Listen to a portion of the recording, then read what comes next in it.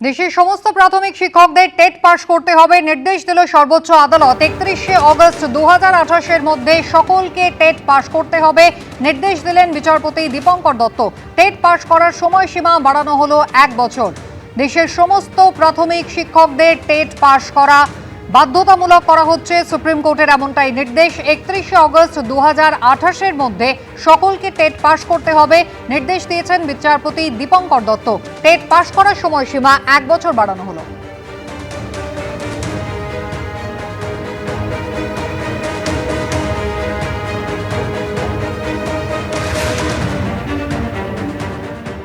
পরমব্রত চট্টোপাধ্যায় 2021-এ সমাজ মাধ্যমে তিনি একটি পোস্ট করেছিলেন, যাকে কেন্দ্র করে সম্প্রতি এফআইআর দায়ের হয়েছিল। সেই এফআইআর খারিজের আবেদন নিয়ে আদালতে এসেছিলেন অভিনেতা, যে মামলায় কলকাতা হাইকোর্টের নির্দেশ অভিনেতা পরমব্রত চট্টোপাধ্যায়ের বিরুদ্ধে গড়িয়াহাট থানায় যে মামলা দায়ের হয়েছে সেই তদন্ত চলবে। তদন্তে সব রকম সহযোগিতা করতে হবে অভিনেতা পরিচালককে।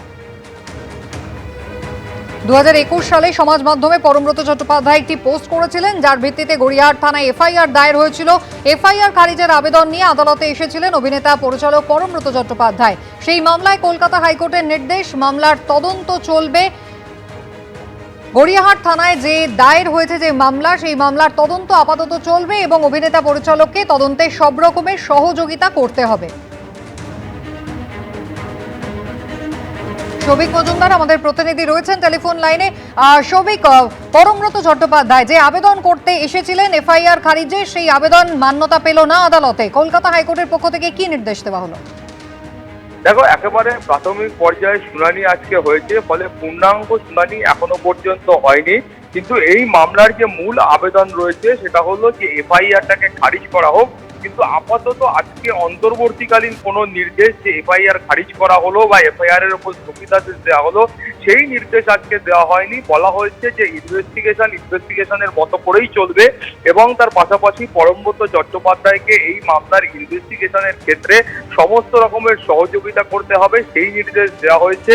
এবং তার পাশাপাশি কলকাতা হাইকোর্ট যেটা বলেছে যে অন্তর্বর্তী একটা রক্ষা কবচ হিসাবে আপাততভাবে 4 সপ্তাহের জন্য পাক আদালতের তরফ থেকে পরবর্তী নির্দেশ না দেওয়া পর্যন্ত পরমব্রত চট্টোপাধ্যায়ের বিরুদ্ধে কড়া কোনো পদক্ষেপ পুলিশ গ্রহণ করতে পারবে না। কিন্তু যেটা বলা হয়েছে যে মামলার ইনভেস্টিগেশনের ক্ষেত্রে আপাততভাবে বা এফআইআর এর ক্ষেত্রে আপাততভাবে কোনো রকম স্থগিতাদেশ নেই। মামলার চূড়ান্ত বিচার প্রক্রিয়া শেষ হওয়ার পরেই সেই সিদ্ধান্ত কলকাতা হাইকোর্ট গ্রহণ করবে। তুমি জানো যে 2021 সালের যে বিধানসভা নির্বাচন হয়, সেই বিধানসভা নির্বাচনের পরে সমাজ মাধ্যমে পরমব্রত চট্টোপাধ্যায় তিনি একটি পোস্ট করেন এবং অভিযোগ ছিল সেই পোস্টের পরেই একাধিক জায়গাতে অশান্তি শুরু হয় এবং বেলেঘাটার বিজেপি কর্মী অভিজিৎ সরকার তাকে খুন পর্যন্ত হতে হয় ওই পোস্ট করার এক ঘন্টা পরেই। ফলে এই ধরনের একটা অভিযোগ নিয়ে সম্প্রতি গড়িয়াহাট থানায় তার বিরুদ্ধে একটি এফআইআর দায়ের হয় এবং কলকাতা হাইকোর্টের একজন আইনজীবী তিনি এই এফআইআর দায়ের করেন এবং সেই এফআইআর এর ভিত্তিতেই কিন্তু যে এফআইআর খারিজের যে আবেদন ছিল সেটা নিয়েই পরমব্রত চট্টোপাধ্যায় তিনি কলকাতা হাইকোর্টে এসেছিলেন। এবং আজকে আরো একবার তোমাকে বলবো যে অন্তর্বর্তীকালীন নির্দেশ দেওয়া হয়েছে, সেই নির্দেশে বলা হয়েছে যে ইনভেস্টিগেশনের মতো করেই চলবে। পরমব্রত চট্টোপাধ্যায়কে সমস্ত রকম সহযোগিতা করতে হবে, কিন্তু আপাততভাবে 4 সপ্তাহের জন্য বা পরবর্তী নির্দেশ না দেওয়া পর্যন্ত পরমব্রত চট্টোপাধ্যায়কে গ্রেফতারের মতো কোনো কড়া পদক্ষেপ পুলিশ গ্রহণ করতে পারবে না। সুস্মিতা। সৌভিক, ধন্যবাদ।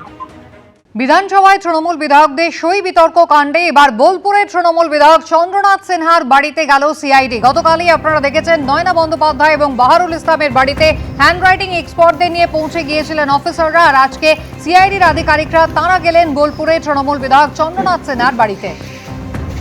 ভাস্কর মুখোপাধ্যায় আমাদের প্রতিনিধি রয়েছেন আমাদের সঙ্গে। ভাস্কর, গতকালকে পর ফের আজকে হ্যান্ডরাইটিং এক্সপার্টরা কি গেলেন চন্দ্রনাথ সিনহার বাড়িতে? এক্ষেত্রে ঠিক কি সমস্যা হলো?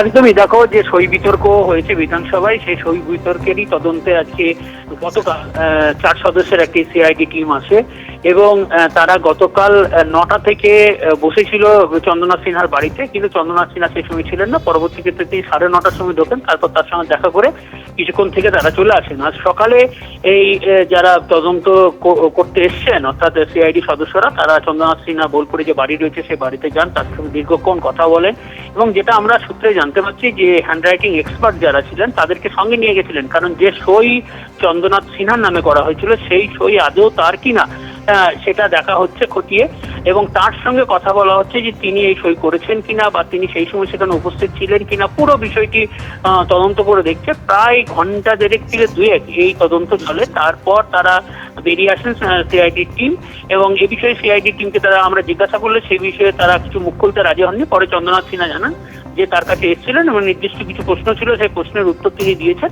এবং যা যা তারা নির্দেশ দিয়েছিলেন সেই নির্দেশ মেনে তিনিও সেগুলো করেছেন। কিন্তু তিনি খোলসা করে বলতে চাননি যে অ্যাকচুয়াল কি হয়েছে না হয়েছে পুরো বিষয়টাকে, কিন্তু তিনি জানিয়েছেন তিনি সব ধরনের সহযোগিতা ভবিষ্যতেও করবেন এবং এই সিআইডি টিম যদি আবার আসে তার জন্য যে যে সহযোগিতার দরকার তিনি সেটা করবেন। নমস্কার, ধন্যবাদ। কি জানিয়েছেন চন্দ্রনাথ সিনহা, বোলপুরের তৃণমূল বিধায়ক? দেখুন। বিরোধী নেতা নির্বাচন আমরা করেছি কিনা ওনাদের সন্দেহ যে বিরোধী নেতা নির্বাচন অনেক এমএলএ হাজির হননি, কিন্তু পরপর দুদিন এমএলএদের বিধায়কদের মিটিং হয়েছে শোভনদার ডাকে, সেখানে পরিষ্কারভাবে 70 জনের কাছাকাছি এমএলএ উপস্থিত ছিল। সই সংগ্রহ জাল কিনা দেখতে এসছিল, তাই আমি বললাম ওনাদের সাজেশন দিলাম যে এইসব নাটক না করে সোমেনবাবু, যেহেতু উনি সেক্রেটারি বিধানসভার, উনি আমাদের বিধায়কদের ডেকে নিয়ে বললেই পারতেন যে আপনারা শোভনদাকে বিরোধী জনতা চাইছেন কিনা, কতজন চাইছেন দেখতেই পারতেন। তার জন্য এইসব কেস করে মানুষকে বিভ্রান্তির মধ্যে ফেলে দিয়ে এটা উচিত হয়নি। ঘটনার সূত্রপাত কিন্তু আগে থেকেই হয়েছে, যেখানে তৃণমূলের পরিষদীয় দলের প্রস্তাবে কয়েকজন বিধায়কের সই মিলছে না। থানায়, হেয়ার স্ট্রিট থানায় ইতিমধ্যে অভিযোগও দায়ের হয়েছে। গতকাল দুই তৃণমূল বিধায়ক নয়না বন্দ্যোপাধ্যায় এবং বাহারুল ইসলামের বাড়িতে একেবারে হ্যান্ডরাইটিং এক্সপার্টদের নিয়ে সিআইডি তদন্তকারীরা পৌঁছে যান। এর মধ্যে বাহারুল ইসলাম তিনি দাবি করেছিলেন যে সই তাঁকে দেখানো হয়েছে সেই সই তিনি করেননি। বিধানসভায় এবার তৃণমূল বিধায়কদের সই বিতর্ক জানিয়ে অভিযোগ দায়ের হলো হেয়ার স্ট্রিট থানায়। তদন্তে সিআইডির হ্যান্ডরাইটিং এক্সপার্টদের নিয়ে দুই তৃণমূল বিধায়ক নয়না বন্দ্যোপাধ্যায় এবং বাহারুল ইসলামের বাড়িতে পৌঁছে গেলেন তদন্তকারী আধিকারিকরা। শোভনদেব চট্টোপাধ্যায় বিরোধী দলনেতা হবেন এই মর্মে একটি প্রস্তাব নিয়েছিল তৃণমূল। দলের বিধায়কদের সই সহ সেই প্রস্তাব জমা দেওয়া হয় বিধানসভায়। সূত্রের খবর, সেখানে কয়েকজন তৃণমূল বিধায়কের সই নিয়ে বিধানসভার অফিসারদের সন্দেহ হয়। এ নিয়ে বিধানসভার সচিবের তরফে হেয়ার স্ট্রিট থানায় অভিযোগ জানানো হয়। তদন্তে সিআইডির হ্যান্ডরাইটিং এক্সপার্টদের সাহায্য নেয় পুলিশ। বৃহস্পতিবারই চৌরঙ্গীর তৃণমূল বিধায়ক নয়না বন্দ্যোপাধ্যায় এবং ক্যানিং পূর্বের তৃণমূল বিধায়ক বাহারুল ইসলামের বাড়িতে পৌঁছে যান তদন্তকারীরা। সই না মেলা নিয়ে নয়না বন্দ্যোপাধ্যায় যুক্তি দিয়েছেন। 6 তারিখে আমাদের একটা সেলফি মিটিং ডাকা হয়েছিল দলীয় ভাবে, তো ওখানে আমরা যখন যাই তখন আমরা হাত তুলে সবাই মিলে শোভনদেব চট্টোপাধ্যায়কে, শোভনদাকে আমরা অপোজিশন লিডার আমরা সিলেক্ট করি। 4 তারিখ থেকে এতবার ব্লক লেটার্স লিখে তারপর কনস্টিটিউয়েন্সি লিখে সই করতে গেছি, সইয়ের জায়গা ছিল না। তো ডেটটা লিখে আমি বললাম তো শেষ হয়ে গেল, সই তো জায়গা নেই। তো বললো ঠিক আছে। তো আজকে সিআইডি এসছেন, 2বার এসছেন। আজকে যেহেতু ঈদের দিন আমরা নিশ্চয়ই রাস্তায় থাকি, তো উনি এসছেন, আবার এসে বিকেল বেলাও এসছেন। এসে তখন বললেন যে না, আমরা ভেতরে যাব না, আমরা এখানে এইটুকু জানতে এসছি, এটা কি আপনার লেখা? আমি বলছি হ্যাঁ, এটা আমার লেখা। দেখুন জায়গা ছিল না বলে আমি সই করতে পারিনি। ওনারা বললেন না, আপনার প্যান কার্ড দিন। প্যান কার্ড সিজ হলো, আবার সেটাকে জেরক্স হলো, আবার আমাকে সই করালেন। তবে ক্যানিং পূর্বের তৃণমূল বিধায়ক বাহারুল ইসলামের চাঞ্চল্যকর দাবি, তাকে যে সই দেখানো হয়েছে তা তিনি করেননি। আমাকে যখন বললো যে 6 তারিখ আপনি কোথায় ছিলেন, তো সেক্ষেত্রে আমি বললাম যে ভাঙড়ে পোস্টপোল ভায়োলেন্সের কারণে আমি 6 তারিখ তো বাড়ির থেকে বেরোইনি, আমি বাড়িতেই ছিলাম। তো সেক্ষেত্রে বললো যে আপনার 6 তারিখের ডেটে এরকম একটা সিগনেচার রয়েছে। আমাকে দেখালেন সিগনেচারটা। তো সিগনেচারটা দেখে আমি অবাক হলাম যে এই সিগনেচারটা আমি তো করিনি। তো সেক্ষেত্রে এই সিগনেচারটা কিভাবে, কে বা কারা করলো, কেন বা করলো, কে বা কারা করলো, আমি এটা আমি গভীর উদ্বেগজনক ঘটনা। এটা আমি কি ভাষায় বলবো বুঝতে পারছি না। এ নিয়ে তৃণমূলকে খোঁচা দিতে ছাড়েনি বিজেপি। সম্ভবত উপস্থিতি নিয়ে সেখানে কিছু একটা গন্ডগোল হয়েছে সহিসাবুতে। এটা যদি হয়ে থাকে এটা অত্যন্ত ভয়ঙ্কর, যেই করে থাকুন। সেটা বিধায়ক যদি করে থাকেন সেটা লজ্জার, আর বিধায়কের জন্য যদি অন্য বিধায়ক কেউ করে থাকেন সেটা লজ্জার এবং ভয়ঙ্কর বটে। কিন্তু দাদা বৌদির যদি সই কেলেঙ্কারি হয় সেটা তো বড় ভয়ঙ্কর।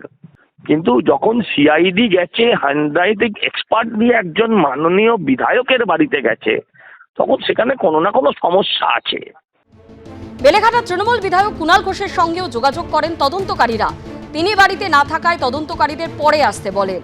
আশাবুল হোসেন, ময়ূখ ঠাকুর চক্রবর্তী ও রঞ্জিত হালদারের রিপোর্ট, এবিপি আনন্দ। ধোঁকাবাজি আর 2 নম্বরই করাটাই তৃণমূলের কাজ। এমন একটা দল পশ্চিমবঙ্গে 15 বছর রাজত্ব করলো, এটা আমাদেরই দুর্ভাগ্য। তৃণমূলের পরিষদীয় দলের প্রস্তাবে কয়েকজন বিধায়কের সই না মেলার প্রসঙ্গে এমনটাই মন্তব্য করলেন রাজ্যের পঞ্চায়েত ও গ্রামোন্নয়ন মন্ত্রী দিলীপ ঘোষ। পুরো ধোঁকাবাজি আর এই ধরনের 2 নম্বরই কাজ করার পার্টিটাতে সব। আর যে যত বড় 2 নম্বর তাকে তত বড় নেতা করা হয়, যত বড় ক্রিমিনাল ভ্রষ্টাচারী তাকে তত বড় নেতা করা হয়েছে। নাহলে উপর থেকে নিচে কি করে এই ধরনের আকচাকচি হয়, চুলোচুলি হচ্ছে? দুর্ভাগ্য আমাদের পশ্চিমবাংলায় এমন একটা দল 15 বছর রাজত্ব করলো, মানুষ সহ্য করলো, যারা এনেছে তারা পরে চুপ করে গেল, বুদ্ধিজীবীরা ঝাঁপিয়ে পড়ে তাদের নেতৃত্ব করলেন, আজকে তারা মণি বাবা হয়ে গেছেন। এই পাপের ভাগ কে নেবে? এবিপি আনন্দ, এগিয়ে থাকে, এগিয়ে রাখে।